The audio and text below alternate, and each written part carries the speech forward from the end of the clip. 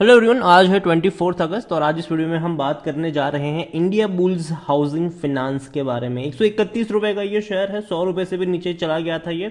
बाद में बहुत बड़ा बाउंस बैक अभी दिखाया जरूर है इसने, लेकिन ये वो कंपनी है जो काफी बड़ा करेक्शन दिखा चुकी है। 90% तक टूट चुका है ये शेयर और वीडियो में बात करना बनता भी है कि मौके बन रहे हैं कि नहीं और संभलने की जरूरत भी कहां पर है। वीडियो को शुरू करूं उससे पहले अगर आपने अभी तक चैनल को सब्सक्राइब नहीं किया है तो प्लीज अभी इसे सब्सक्राइब कर लीजिए, क्योंकि आगे भी बहुत सारे वीडियोस हैं जो आपको काफी ज्यादा हेल्प करेंगे। तो इंडिया बुल्स हाउसिंग फाइनेंस 131 रुपए का ये शेयर है। एक महीने में अगर हम देखें तो पिछले एक महीने में इंडिया बुल्स हाउसिंग फाइनेंस में 30% का ग्रोथ है। 100 रुपए से 133 पर पहुंच गया, बहुत बड़ी रफ्तार पकड़ी है इसने। इवन पिछले एक साल की अगर हम बात करने जाए तो पिछले एक साल में 40% से भी ज्यादा की गिरावट है। 265 से लगातार टूटा था, 90 रुपए तक पहुंचा, वहां से एक बहुत बड़ा बाउंस बैक इसने दिखाया जरूर है। बाजार में भी अच्छी रौनक थी, यहां पर भी अच्छी खासी तेजी देखने को मिली है, लेकिन बहुत बड़ी तेजी है ये और यहां पर संभलने की जरूरत भी है, क्योंकि अगर आप 3 साल का ग्राफ देखोगे तो ऐसी जो तेजी है वो बीच बीच में हमें देखने को मिल जाती है इंडिया बुल्स हाउसिंग फाइनेंस में। अगर आप देखो तो 71% की गिरावट है और जो तेजी अभी देखने को मिली है, छोटी सी जो रफ्तार आई है वैसी रफ्तार हमें पहले भी देखने को मिली, फिर टूट गया, फिर देखने को मिली, फिर टूट गया, फिर देखने को मिली, फिर टूट गया, फिर देखने को मिली, अब फिर टूट रहा है ये। यहां बीच बीच में जब भी तेजी वाले माहौल है तो पहली चीज तो है कि खरीदारी के जो मौके हैं वो नहीं है। यहां पर वो मौके हैं कि अगर आप गलती से फंसे हुए हो यहां पर तो एग्जिट करने के मौके बनेंगे। मिड कैप शेयर है ये, 6190 करोड़ के आसपास का इसका मार्केट कैप है। वॉल्यूम की अगर हम बात करें तो 1 करोड़ के आसपास का वॉल्यूम भी देखने को मिल रहा है। काफी बड़ी क्वांटिटी में शेयर ट्रेड हो रहे हैं।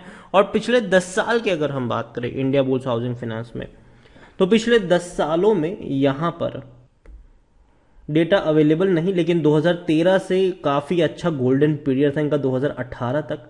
लेकिन उसके बाद जो हालत खराब हुई, जो खराब हुई एक झटके में बिखरा। कई सारे एलिगेशंस लगे इनके ऊपर, कॉर्पोरेट गवर्नेंस के कई सारे एलिगेशंस लगे और उसके बाद हालत खस्ता होती चली गई। कई कोर्ट केस भी चले थे इनके ऊपर, विसल ब्लोअर ने कई सारे एलिगेशंस लगाए थे इनके ऊपर। अगर हम यहां पर देखें तो कंपनी की दिक्कत यहां पर यह भी है, कंपनी के रेवेन्यू और प्रॉफिट दोनों में ही लगातार लगातार लगातार गिरावट देखने को मिल रही है। खास करके रेवेन्यू में, जो रेवेन्यू जून के पिछले साल के क्वार्टर में 2320 करोड़ था वो मार्च में कम होकर 2190 करोड़ रहा, अब जून में 2075 करोड़। तो वो लगातार रेवेन्यू कम हो रहा है इनका और ये भैया अच्छे संकेत नहीं है। प्रॉफिट 285 करोड़ का भले ही है, लेकिन रेवेन्यू लगातार क्वार्टर ऑन क्वार्टर कम हो रहे हैं इस कंपनी के लिए, तो ये डेफिनेटली एक चिंता का विषय जरूर है। दूसरी बार प्रमोटर लगातार बेच रहे हैं यहां पर। प्रमोटर ने एक झटके में बड़ी बिकवाली करी थी, तब ये आर्ग्यूमेंट दिया था कि ब्लैक रॉक जैसा बड़ा ग्रुप खरीद रहा है यहां पर क्वांटिटी, लेकिन बाद में अगर आप ऑब्जर्व करोगे तब से लेकर अब तक का चार्ट तो एफआईएल्स ने लगातार लगातार लगातार बिकवाली करी है। यहां पर अगर हम इंडिया बुल्स की बात करने जाए तो इंडिया बुल्स हाउसिंग फाइनेंस में according to Moneycontrol user 40% लोग कह रहे कि बेच दो। डेफिनेटली मेरी भी वही सलाह रहेगी कि थोड़ा और ऊपर जाता है यहां से तो बिकवाली के मौके होंगे, खरीदारी के कतई नहीं। 60% लोग भले ही कह रहे बाइंग के, लेकिन मैं 60% के साथ सहमत नहीं हूं।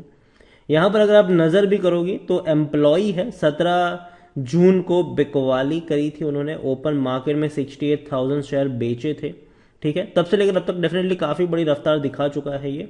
यहां पर अगर आप देखोगे तो 17,000 करोड़ का इनका जो रेवेन्यू था वो 13,000 करोड़ रहा, फिर 10,000 करोड़ रहा, फिर 9,000 करोड़ रहा और अब क्वार्टरली 2,000 करोड़, मतलब 8,000 करोड़ सालाना।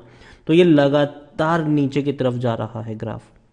यहां पर अगर हम बात करें प्रॉफिट्स की तो प्रॉफिट भी लगातार कम होते जा रहे हैं इनके और ये कंसर्न जरूर है, इसको अवॉइड नहीं कर सकते हैं। दूसरी ओर अगर हम देखें इंडिया बुल्स हाउसिंग फाइनेंस में तो खरीदारी करने का सही मौका है, क्योंकि शायद ओवरबूट जोन में नहीं है। 5.16 का इसका पी है और सेक्टर पी 20.81 का है। देखो देखने में सस्ता लगता जरूर है, लेकिन सस्ता है नहीं। ठीक है, 33% एनालिस्ट भले ही खरीदारी की बात कर रहे हैं, लेकिन खरीदारी के मौके हैं नहीं यहां पर अभी इस लेवल पर। और यहां पर जैसा कि मैं होल्डिंग कीमत में इससे पहले भी कई बार डिस्कस कर चुका हूं कि 9.59% की होल्डिंग है, जो पहले 21.69% की हुआ करती थी। और जब प्रमोटर की होल्डिंग इतनी कम हुई तो आर्ग्यूमेंट भी ये था कि भैया बड़े बड़े फंड हाउस खरीद रहे हैं। लेकिन अगर आप रियल सिचुएशन को देखोगे तो जब प्रमोटर की 21.69% की होल्डिंग थी तब म्यूचुअल फंड की 2.44 थी। ठीक है, अब म्यूचुअल फंड की 0.99 है। प्रमोटर ने तो भैया बहुत सारी होल्डिंग बेची तो म्यूचुअल फंड ने बिकवाली करी। डोमेस्टिक की 9.94% की होल्डिंग 8.82 पर आई, डोमेस्टिक वालों ने भी बिकवाली करी। एफआईएल्स की 27.15% की होल्डिंग 25.05 ये भी बेच रहे, तो खरीदा किसने? Retail investor. 23.15% की जो होल्डिंग थी वो बढ़ के हो गई 38.36%। तो 15% की जो बड़ी क्वांटिटी खरीदारी करी गई वो रिटेल इन्वेस्टर्स के द्वारा करी गई है यहाँ पर। और यही वजह है कि इंडिया बुल्स, मैं तब से कह रहा था कि देखो जो बताया जा रहा है वो पूरा सच नहीं है, कि खरीदारी जो है वो बड़े बड़े फंड हाउसेस कर रहे हैं, वापस 2.0 3.0 शुरू होने वाला है इंडिया बुल्स का, तो वो नहीं होने वाला है यहाँ पर। देखो बीच बीच में डेफिनेटली आपको तेजी गिरावट दोनों के कॉम्बो देखने को मिल सकते हैं, लेकिन फिर भी मेरे हिसाब से मैं इस पर भरोसा नहीं करूंगा अभी के लिए, कि मुझे लगता है कि देखो कंपनी में उतना ज्यादा पोटेंशियल अभी के लिए नजर नहीं आता है और ऑप्शन काफी अच्छे और बेहतर मिल रहे हैं फाइनेंस सेक्टर में, और मैं उसको चूज करना पसंद करूंगा जिसमें मुथूट फाइनेंस अच्छा परफॉर्म नहीं किया लेकिन पोटेंशियल है। और एक चीज ये है कि पैसा डूबता नहीं है, वहां पर डूबेगा नहीं।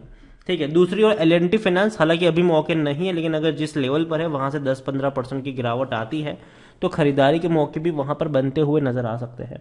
तो वो कंपनियां होगी जो मेरे हिसाब से फोकस में रखने वाली होगी। इंडिया बुल्स हाउसिंग फाइनेंस, दिक्कत यहां पर यह है कि कंपनी प्रॉब्लम में है। ठीक है, और प्रॉब्लम यह है कि कंपनी के रेवेन्यू लगातार टूट रहे हैं, तो वो एक सबसे बड़ा मेजर कंसर्न जरूर है। अगर कंपनी वापस से रेवेन्यू अच्छा कमाना शुरू कर देती है, कोई और बेहतर खबर निकल कर आती है, तो डेफिनेटली हम इसके बारे में सोच सकते हैं। लेकिन अभी के लिए इंडिया बुल्स हाउसिंग फाइनेंस खरीदारी के मौके नहीं है। राकेश जी ने भी यहां पर खरीदारी करी थी इंडिया बुल्स में, लेकिन अगले ही क्वार्टर में उन्होंने आधी होल्डिंग बेच दी थी।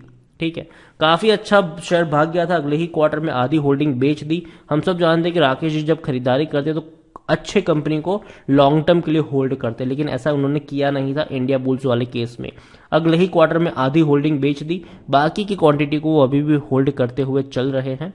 हालांकि वो अब नहीं रहे इस दुनिया से, लेकिन फिर भी उनका जो भी मैनेजमेंट है वो इसको संभालेगा। तो अभी के लिए इंडिया बुल्स हाउसिंग फाइनेंस मेरे हिसाब से उतनी बेहतरीन कंपनी मुझे लगती नहीं है जिस प्राइस पर है, और रिस्क टू रिवॉर्ड रेशियो जो है वो भी उतना फेवरेबल लग नहीं रहा है, तो अवॉइड करेंगे तो फायदे में रहेंगे। वीडियो को यहीं पे एंड करूंगा।